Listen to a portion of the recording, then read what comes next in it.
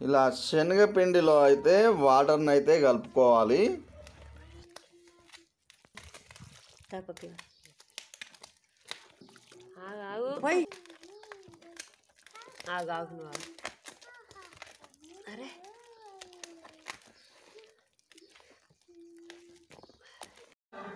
ఇలా లూజ్గా వచ్చే వరకు అయితే వాటర్ని యాడ్ చేసుకుంటూ కలుపుకోవాలి. అలాగే తగినంత ఉప్పు కారాన్ని అయితే యాడ్ చేసుకోవాలి.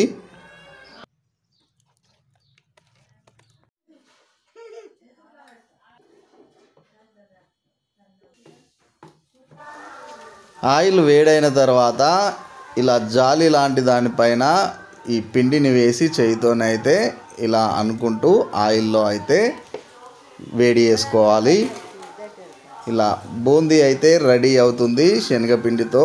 ఇలా కాకుండా మనం ఇందులో కొంచెం బియ్యం పిండిని కూడా యాడ్ చేసుకొని కూడా చేసుకోవచ్చు.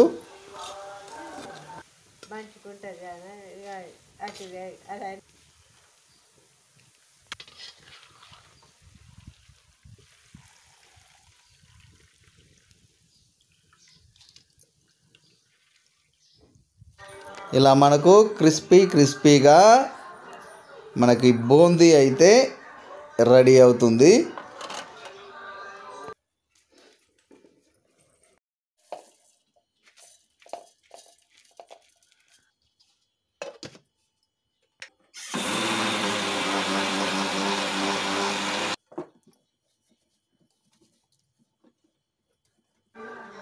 నానబెట్టిన బియ్యాన్ని మనం ఇలా మిక్సీ పట్టుకున్న తర్వాత జల్లెడతో ఇలా బియ్య పిండిని అయితే పట్టి పెట్టుకోవాలి.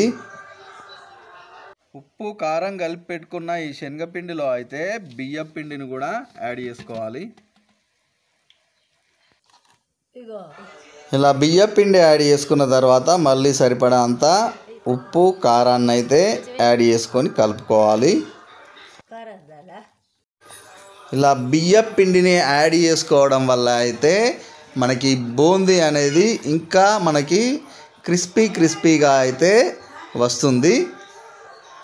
బియ్య పిండి లేకున్నా కానీ ప్యూర్ శనగపిండితో కూడా మనం బూందీ అయితే రెడీ చేసుకోవచ్చు.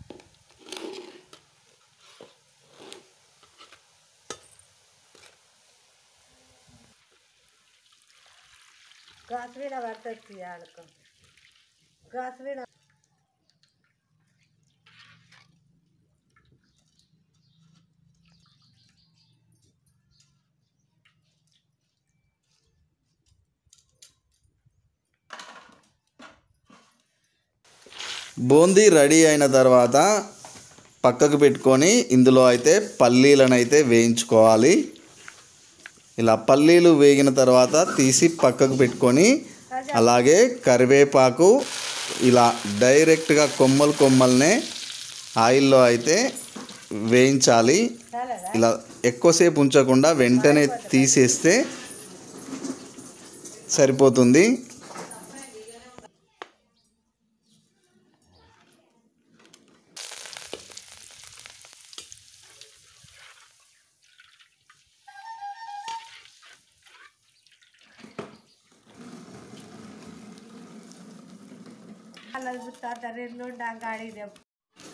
కరివేపాకుని ఇలా కొమ్మల్లాగా వేయించుకొని తీయడం వల్ల ఈజీ అవుతుంది.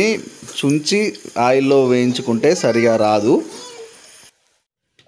ఎల్లిపాయలు ఉప్పు కారం కలిపి దంచి ఎండలో అయితే 1 గంట వరకు ఆరబెట్టుకోవాలి. బూందీ పల్లీలు కరివేపాకునైతే అన్నీ ఒక దానిలో వేసుకోవాలి. అలాగే వెల్లిపాయ కారాన్ని కూడా ఇందులో యాడ్ చేసుకోవాలి.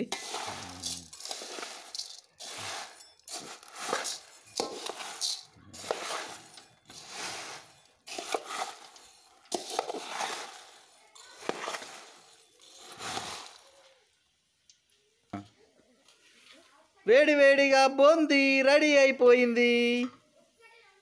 మను పాప కోసం నానమ్మ చేసిన బూందీ. ఎట్లుంది నాన్న? ఎట్లుంది?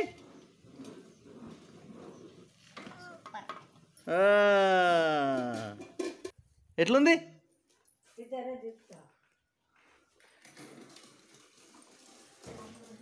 ఎట్లున్నాయి నాన్న? ఎట్లున్నది? ఎట్లుంది?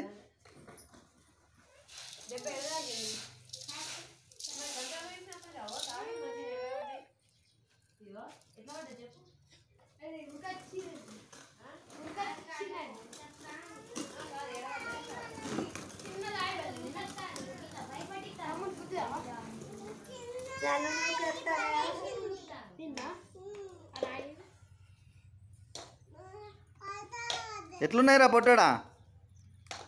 ఎట్లుంది? యమ్మీ యమ్మీ.